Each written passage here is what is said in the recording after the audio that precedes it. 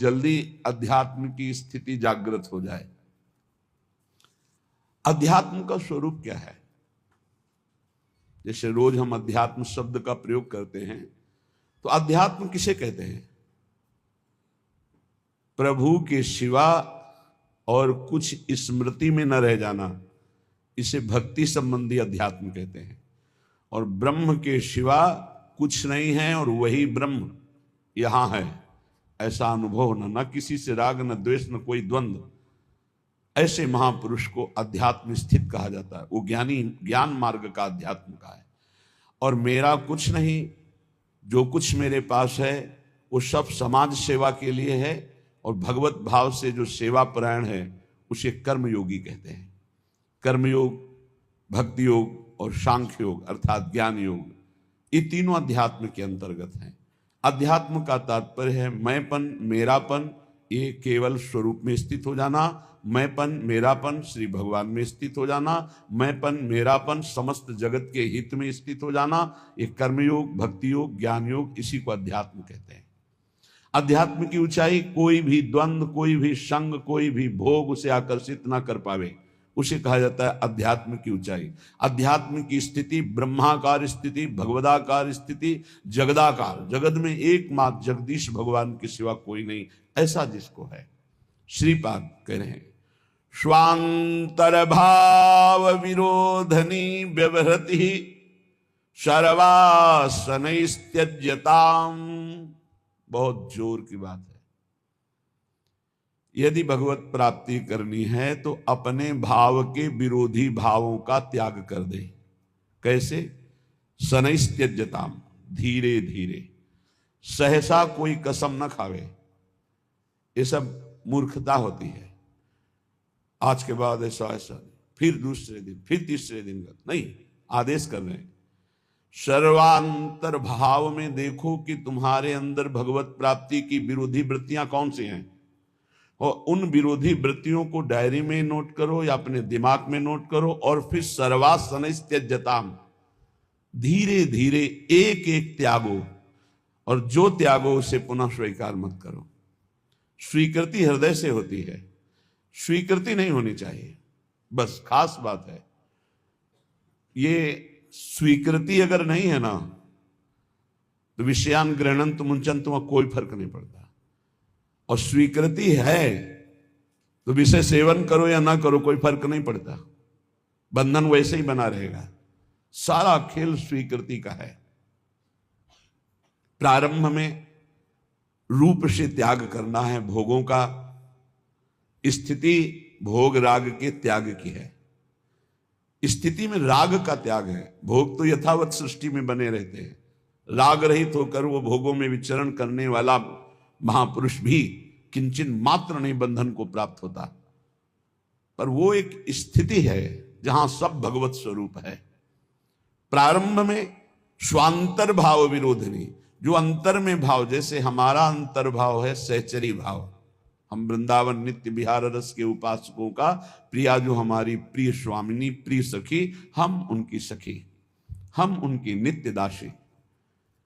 ये जो हमारा स्वरूप है, ये न स्त्री है न पुरुष है किसी का भी। ये स्त्री पुरुष भाव ही मायाकृत है, और ये भक्तिकृत भाव है। और कोई भाव न करे, समस्त भावों से ऊपर उठ जाए तो जीवन मुक्त हो जाए, मोक्ष पदवी प्राप्त कर ले। इसीलिए भावोत्सवेन भजताम के जो महापुरुष हैं वो कैवल्य विभेद, वो भय लगता है, नहीं मोक्ष नहीं चाहिए, उसे पिशाची नहीं कहा, जिससे प्रिया जो छूट जाए, मुझे ऐसा मोक्ष नहीं चाहिए। आत्मस्वरूप का कोई भी रूप नहीं है, उसका भाव किया जाता है। जैसे सखा भाव, वही आत्मस्वरूप सखा भाव को प्राप्त हो गया।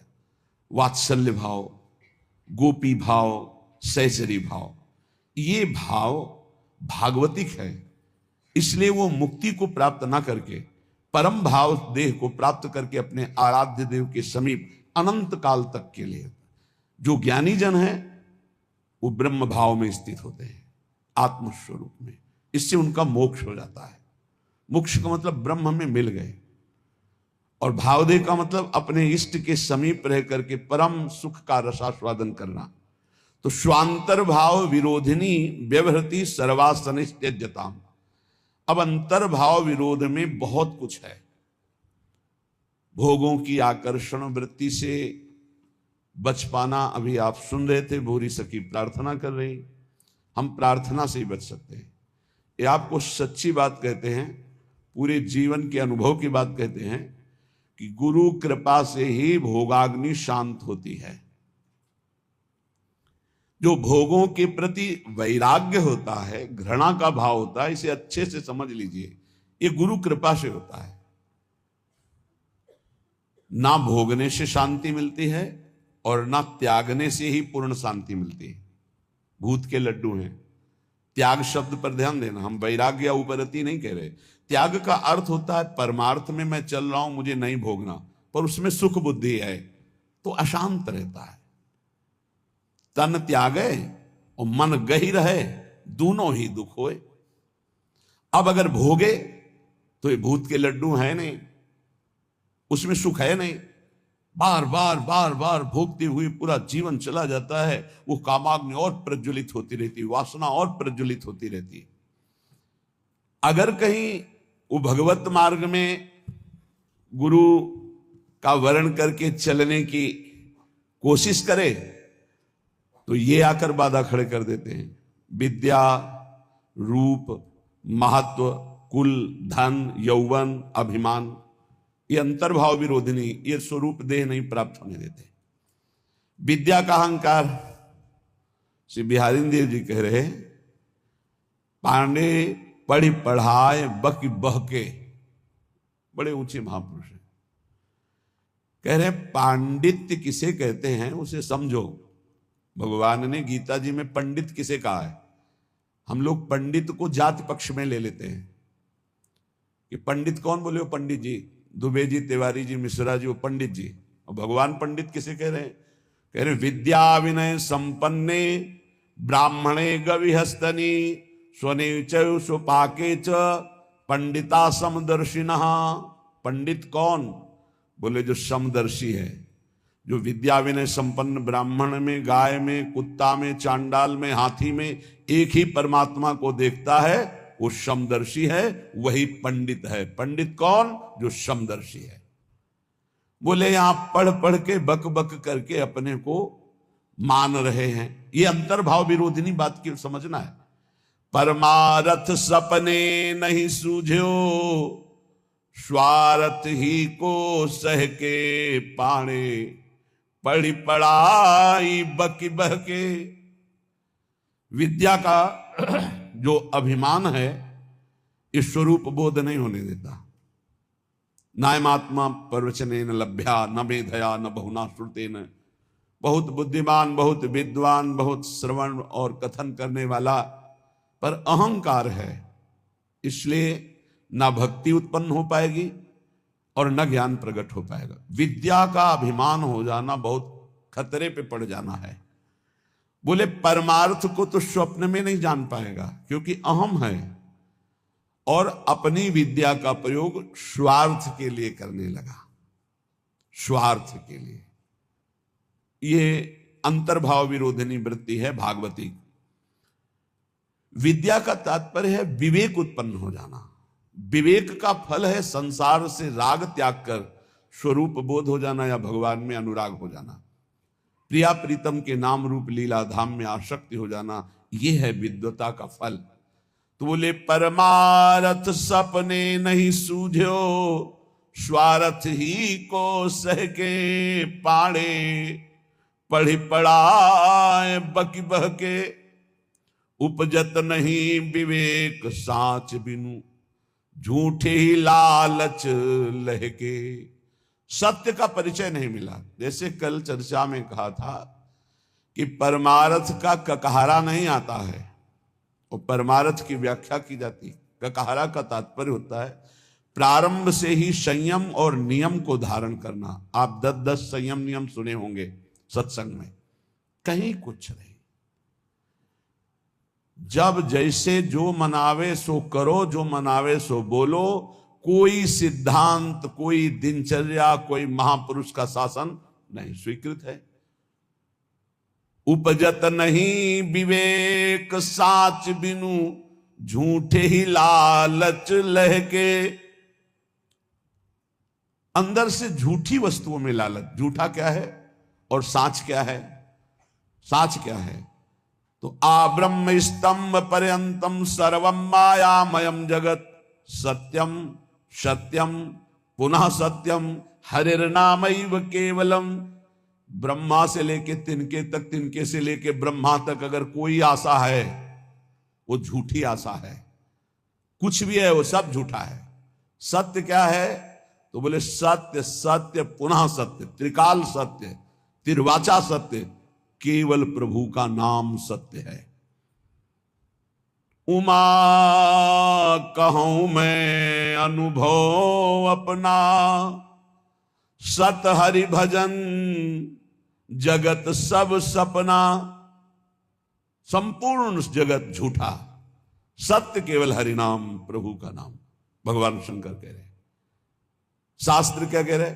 सत्यम सत्यम पुनः सत्यम हरिर्नामैव केवलम। तो नाम जपने में रुचि होना बहुत बड़ी बात है, गुरु कृपा से होता है। तो बोले उपजत नहीं विवेक साच बिनु, झूठे ही लालच लहके। मान बढ़ाई रुपया पैसा यही लक्ष्य बन जाता है तो विद्वता का कोई फल नहीं हुआ। उनके अंदर सही न सकत उत्कर्ष और को, मन मत्सर चित चहके। पाणे पढ़ी पढ़ाए बकी बहके। अगर दूसरा कोई भागवतिक उन्नति को प्राप्त हो रहा है तो उसकी निंदा करते, मत्सरता ईर्ष्या उनके अंदर आ जाती, उसकी अवहेलना करते, उसका निरादर करते, क्योंकि परमार्थ का ज्ञान नहीं है। जीवत मरत, बिहारी देवी की जीता हुआ मरा हुआ आदमी है वो। सुनहु माते लोग अभागी, हरि तज होई विषय अनुरागी। उमा, वो लोग बड़े अभागी हैं जो भगवान के नाम के सुमिरन को छोड़कर विषयों में मन को लगाते हैं, भजन विहीन जीवन व्यतीत करते हैं, बड़े अभागी हैं। तो बोले जीवत मरत, मरना क्या? बोले रहत संशय, क्योंकि वो संशयी है। संशय आत्मा विनश्यति। संशय क्या?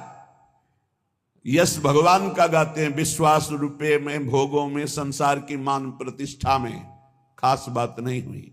मन में ढक काली दहके, जैसे मेढक ने टर टर टर, उसका कोई अर्थ नहीं। बोले ऐसे ही शास्त्र का वर्णन हो रहा है लेकिन उसके भाव को हृदय में धारण नहीं किया जा रहा। तो गए नियराय निघट बिनुवाय, ज्यों बादर पीरी पहके।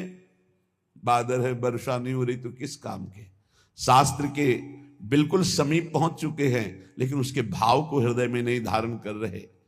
और अनके गुण दोष गणत सठ, अपने गुण सुनि गह के। श्री बिहारी दास तिनको संग तजी, जे तृष्णा डाइन डह के। ये भोगों की तृष्णा, तृष्णा किसे कहते हैं? भोगे हुए भोग को बार बार भोगने की इच्छा का नाम तृष्णा है। सुने हुए भोगों को भोगने की इच्छा का नाम कामना है। इस तरह की कामना और तृष्णा में जो फंसे हुए हैं, अपने को बहुत विद्या प्रवीण मानते हैं, दूसरों की निंदा करते हैं, अपने गुणों की अपने मुख से प्रशंसा करते हैं। श्री बिहारी दास जी कह रहे इनका संग त्याग देना चाहिए, क्योंकि इनके संग से भगवत रंग में बाधा पड़ जाएगी। स्वांतर भाव विरोधिनी, पहले तो काम क्रोध लोभ मोह मद मत्सर आदि के त्याग की बात। हम भगवत मार्ग में जब चलते हैं तो हमको ऐसे संग का भी त्याग करना है। श्री भगवत रसिक जी महाराज बहुत बड़े महापुरुष, बड़ी भावना से कह रहे हैं, इसे कड़वा ना समझा जाए। गुरुजनों के वचन बहुत मीठे होते हैं, वो नीम जैसे लगते हैं कड़वे, पर वो बहुत अंतर में जाकर के रोगों का नाश करते हैं, भव रोगों का। मन में आया कि चलो भगवान के मार्ग में चलते हैं, और हमने भेष धारण कर लिया। तो बोले वेशधारी हरि के उरसाले। भगवान के हृदय में दुख पैदा करने वाला कार्य करते हैं भगवान के दास कहा कर, भगवान का वेश धारण करके। वेशधारी हरि के उरसाले स्वांतर्भाव विरोधनी व्यवृत्ति। अपने अंतर्भाव के विरोधी भावों का त्याग करो। कौन से अंतर्भाव विरोधी है? तो अभी सुना कि विद्या बहुत है, बहुत शास्त्रों का ज्ञान है, लेकिन एक भी बात शास्त्र की अपने जीवन में नहीं उतारी। दूसरों की निंदा करते हो, अपने गुणों का वर्णन अपने मुख से करते हो, संसारिक लाभ, रुपया पैसा, सम्मान चाहते हो। बोले ऐसे लोगों का संग त्याग देना चाहिए भगवत प्रेम प्राप्ति के लिए।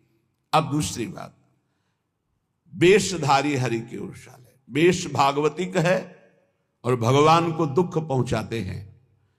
जो वेश बना करके लोभी, दंभी, कपटी नट से शिष्णोदर को पाले, ये वेशधारी हरि के उरसाले। लोभी, रुपये का लोभ है। दंभी, पाखंड नाटकबाजी दिखाकर लोगों को ठगने का भाव है। और कपटी, बड़े कपट हैं, अंदर से और कुछ, बाहर से और कुछ। और नट जैसे विविध प्रकार की कलाएं दिखाकर लोगों को आकर्षित करके धन लेता है।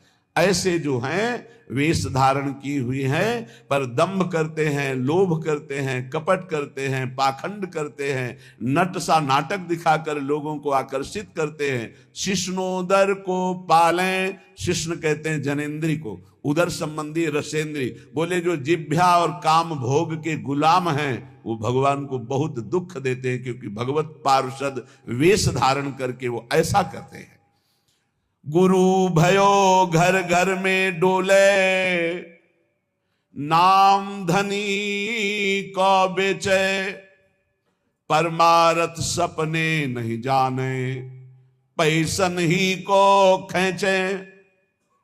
देखो, सिद्ध पुरुष भगवत मार्ग के सिंह हैं। इनकी दहाड़ से काम, क्रोध, लोभ, मोह, मद का पोषण करने वाले हृदयों में भय पैदा हो जाएगा। नहीं संभल पाएंगे तो द्वेष पैदा हो जाएगा। ये महापुरुषों की वाणी है। ये तभी सुनाई जा सकती है जब हृदय में ये धारण की जाए, तभी सुनी जा सकती है जब हृदय में धारण करने की लालसा है। अन्यथा न सुनाई जा सकती है और न सुनी जा सकती है। तो बोले गुरु भयो घर घर में डोले, नाम धनी को बेचे। घर घर जाकर दीक्षा दे रहे हैं। किस लिए?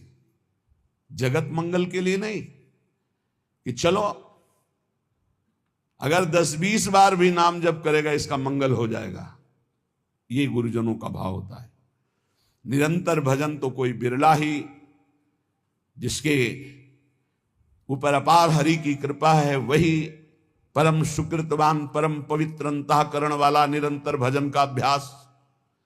अगर कुछ भी भजन करता है भाव कुभाव अनखालसौ, तो नाम जपत मंगल दिस दसौ। इसलिए ले भैया कंठी बांध, 10-20 बार भी नाम जप करेगा तो तेरा मंगल हो जाएगा। मेरे हरि का नाम ऐसा भाव अलग चीज है, ध्यान रखना।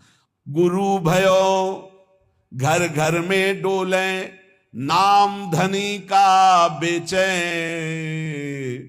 परमारथ सपने नहीं जाने, पैसन ही को खींचे।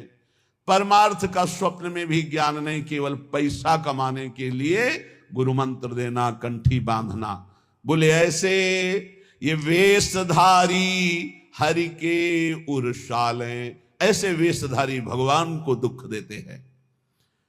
ऐसे लोग कबहू का वक्ता हुए बन बैठे, कथा भागवत गावे, अर्थ अनर्थ कछु नहीं भासे, पैसन ही को धावे। कथा करने वालों को जानते हो क्या कहा गया है? भूरिदा जना तव कथामृतम तप्त जीवनम, कवि भीरीडितम कलमशापहम, श्रवण मंगलम श्री मुदाततम। परम मंगल करने वाले ये बड़े दानी हैं जो भगवान की चर्चा सुनाते हैं समाज को। कुटिशाह इनके चरणों में प्रणाम है। जो निष्काम भाव सबके हृदयों में भगवान का कृपा प्रसाद उदय हो, श्रवणेंद्र के द्वारा हमारे भगवान की चर्चा सुने और मोहमल पाप का नाश करके भगवत प्राप्ति के मार्ग में अग्रसर हो, इस भाव से जो भगवान की कथा सुनाते भूरिदा जना, वो बहुत बड़े दानी हैं। भगवत चर्चा सुनाने वाला बहुत बड़ा दानी है और उसे हम भगवान से भी अधिक सम्मान करते, क्योंकि वो मेरे प्यारे लाडले प्रीतम की चर्चा सुनाता है। जो प्रीतम की चर्चा सुनाता है, प्रीतम का अद्भुत नाम रूप लीला धाम का सुख प्रदान करता है, वो प्रीतम से भी बढ़कर हमें प्यारा है। एक तो ये, दूसरा ये कि अर्थ अनर्थ कछु नहीं जाने, उनको पता ही नहीं है कि इस श्लोक का वास्तविक अर्थ क्या है, खुद पता नहीं है।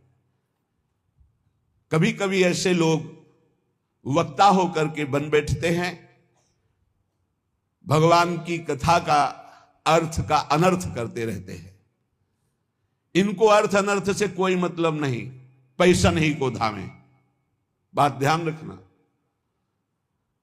एक है भगवत कथा करने वाले भूरिदा जना, जो जगत मंगल करने के लिए भगवान की चर्चा करते हैं। हम भगवान की चर्चा कर रहे हैं भगवान की प्रसन्नता के लिए, जगत मंगल के लिए, तो वो कैसे हैं? बोले भूरिदा जना। हमारा मार्ग प्रशस्त हो रहा है अध्यात्म का, परमार्थ का। और परमार्थ का जब मार्ग प्रशस्त हो रहा है तो स्वार्थ की पूर्ति तो जगन्नियंता भगवान कह रहे हैं योगक्षेमम भाम्यम, अपने आप पूर्ण करते हैं। हमें उसकी चाह करने की जरूरत नहीं। लेकिन जिनको ना भगवान से मतलब, ना भगवान के प्रेम से मतलब, केवल अपने स्वार्थ की पूर्ति से मतलब, भगवत रसिक जी उनको